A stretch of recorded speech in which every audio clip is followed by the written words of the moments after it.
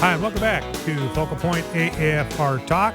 Just to give you a quick rundown, we'll get back to the Obamacare, the failure of the effort to filibuster, the failure of the Republicans to stand united against the funding of Obamacare. Ladies and gentlemen, do not miss this. The reason that the Senate has restored funding to Obamacare is not because of the Democrats.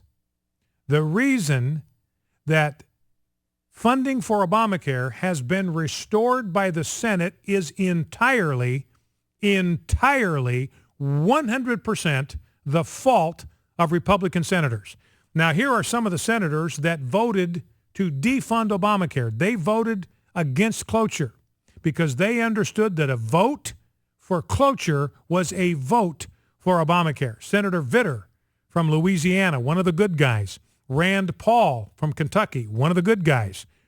Mike Lee from Utah, one of the good guys. Ted Cruz, leader of the pack, one of the good guys. Mike Crapo from my home state of Idaho, he voted against funding for Obamacare. Mike Enzi from Wyoming voted against funding for Obamacare. Deb Fisher from Nebraska voted against funding for Obamacare. Tim Scott from South Carolina voted against funding for Obamacare. Chuck Grassley voted against funding for Obamacare. Pat Toomey, Pennsylvania, voted against funding for Obamacare. Marco Rubio, Florida, voted against funding for Obamacare. Jim Risch, again, from my home state of Idaho, proud of him. Both my senators voted against funding for Obamacare. In my home state of Idaho, both my senators in Mississippi, Thad Cochran, Roger Wicker, voted to fund Obamacare. Now, they'll probably come back and try to tell their constituents, no, we didn't do it. We voted to defund Obamacare. Look, here's my vote. The vote that mattered, the vote that could have stopped the funding of Obamacare, most of the Republicans voted the wrong way. Jim Inhofe from Oklahoma voted against funding for Obamacare. Rob Portman, Ohio, voted against funding for Obamacare. Jeff Sessions, Alabama, voted against funding for Obamacare. But only 19 Republicans, ladies and gentlemen, had the fortitude to step up to the plate and do the right thing and try to stop this flaming train wreck. The other Republicans, no matter what they tell you, if they're not on this list of 19, then they surrendered. They're part of the surrender caucus in the United States Senate. They betrayed their constituents. They let down their country by allowing Harry Reid, and they knew what they were doing when they voted for cloture. They knew that they were casting a vote to give Harry Reid the opportunity to put funding for Obamacare back in the bill. So don't listen to them. Don't believe a word they say. They're going to tell you they were heroes. They stood up for you. They voted against funding for Obamacare. They did not. Do not let them fool you in what they say. You know, I had a friend call me this morning, called the offices of both of the senators in his state and who voted the wrong way on this thing, and they admitted, the people he talked to in their offices admitted that they had been overwhelmed with phone calls, and that their constituents wanted them to vote against cloture.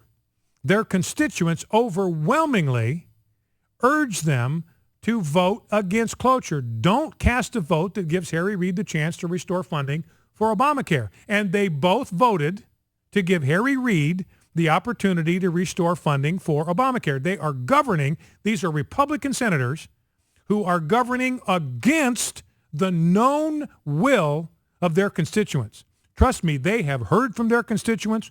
They can count. They know how many phone calls they got. They know what the ratio is. Those that wanted them to vote against cloture, and there's nobody wanted them to vote for cloture, I'm willing to bet. Nobody called in and said, hey, Obamacare is wonderful. Please give Harry Reid, these are Republican senators now, nobody called him and said, please give Harry Reid the opportunity to put funding for Obamacare back in this bill. Nobody called him to say that. So they cast a vote against the known and revealed will of their own constituents, and I just have to say shame on them. I mean, they let us down. Every Republican that voted for cloture has let their constituents down. They've let the American people down. So anyway, we'll have more of that as the program develops. I want to bring Jeff Reid in, who is my producer. And Jeff and I typically on Friday will do kind of some stories on some kind of offbeat stuff because this is Free for All Friday. Number to call, by the way, we'll start taking calls at the bottom of the hour, 888-589-8840 is the number to call. 888-589-8840. Load them up, and we'll take phone calls as the program progresses. And Jeff, a couple of things you and I chatted about, stories that you've come across that we think might be of some interest one way or another. Let's begin with this kind of strange, bizarre new practice that some birth mothers have developed. Talk to us about that. Yeah, it's called lotus birthing, and that kind of gives you the idea that it kind of stems from a yoga type mentality, but it's catching on, and it's become quite the fad, and it's got some doctors worried. Actually, what mothers are doing is leaving the placenta attached until it falls off naturally. And that takes, what, about 10 days or so? Yeah, it can take up to 10 days. So this is some kind of organic, back to nature kind of thing. But I would think, Jeff, and maybe you've got the information in front of you, I would think if they do that, because that placenta is just going to die, and you give it 10 days to sit there at room temperature. Yeah. I mean, it seems to me there are got to be some health risks involved here. Yeah, the circulation stops almost immediately after birth. So basically what you do, what you do have is some dead flesh attached, and doctors are very concerned about bacteria and infection with the babies that could cause them to be very sick or even die. Now, moving from that to another pretty scary story. I've never seen Willy Wonka and the Chocolate Factory, never seen it in my entire life. And I'm talking with my production team yesterday with Wesley Wildman, who's call screener, and Rob Gardner is my director, and Jeff's my producer. And I discovered that there are some pretty frightening figures in the Willy Wonka and the Chocolate Factory story that have been out there beating up on people. Talk to us about that. Yeah, well, apparently there were two Oompa Loompas. Two guys dressed as Oompa Loompas. Louis Galinas. They said they were dressed up as Oompa Loompas. That's who they were. I know about this. It's to be determined. And Matthew Wright were both 20 years old, and they were They went through court and were sentenced for beating a man, which is really strange. Let me read what the prosecutor said. They said it's ironic that two were dressed as peaceable characters employed by Willy Wonka to keep them away from trouble, and they ended up getting in a fight, causing a ruckus. And so they're sentenced to 240 hours of community work, and that's to be determined. One would think it would involve a chocolate river. Well, and so, Jeff, this is again a part of our service to America, service to our constituents, to give them kind of a heads up that you see Oompa Loompas approaching you on the sidewalk. Be on your guard. Their intentions may not be benign. And from what witnesses were saying, there was no singing or candy involved in this beating. No singing or candy involved, no chocolate river.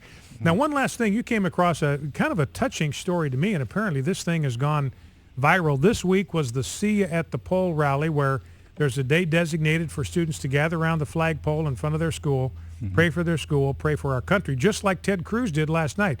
I mean, I'm really touched by that story.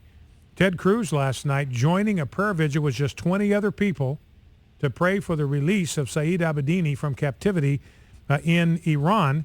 And you came across a story about a student that I thought showed some moxie and dedication, a kid who obviously had set his heart to seek the face of the Lord. Yeah, this happened in Clover, South Carolina, and came across a picture snapped by her mother as she dropped her son off for school.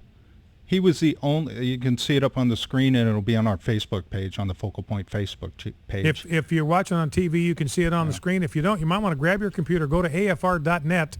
If you go right now, open up afr.net, you can get video and audio streaming, and you'll be able to see the picture that Jeff is talking about. Yeah, this is Tanner, and he's 10 years old, and he is the only one there at the pole, and it's raining, and he's not dismayed, or here. Let me read what his mom says. Okay, this is what she attached to the picture, and said, "This is my son, Tanner. He's 10 years old. We're from Clover, South Carolina. He's the only one there, but he's dedicated enough to the Lord himself and his school to meet at the pole to pray, even in the rain. I love my Tanner. I'm so proud of him. I'm proud to be his mom." I thought I would share this extremely emotional and very proud moment with you. Anyways, it's a pretty good picture, and it reminds me of some of the sayings that you always say on here on Focal Points, that sometimes standing for the truth, you'll be standing alone, but you still stand. Well, and we believe that with God, one man is a majority. Yeah. And Tanner is an illustration of a guy that believes that and is willing to act on that. We had that story yesterday about Micaiah, the prophet, when Jehoshaphat and Ahab said, what's going to happen here? And he said, you guys are going to go up and you're going to get hosed off. You're going to get waxed. When all the other 400 prophets of Baal were saying, go up, God's going to give you this great victory. Micaiah was the only one that was willing to stand for the truth and tell him the truth, and he wound up on a diet of bread and water as a result, basically put in stocks for speaking the truth. So it's a reminder that speaking the truth can be a lonely business at times, but the example of Micaiah and Tanner illustrates that. If there's going to be only one person speaking the truth in your world, you want to make sure it's you. Let me just tell you, if you want to be encouraged, go to the AFR Talk Facebook page and read some of the comments that people have left on this. He's already had over 1,400 shares. I didn't count up all the likes and the comments, but just go through some of the comments. You'll see that it gives you a little lump in your throat. It kind of it's a very moving picture and testimony to a young man. It's pretty cool. All right. That's really great stuff. Thank you, Jeff. I appreciate that. It is Free for All Friday on Focal Point here on AFR Talk. We'll take your calls. 888-589-8840 is the number to call. Give us a buzz if you want to join the conversation. And again, the update on what happened in Washington, D.C.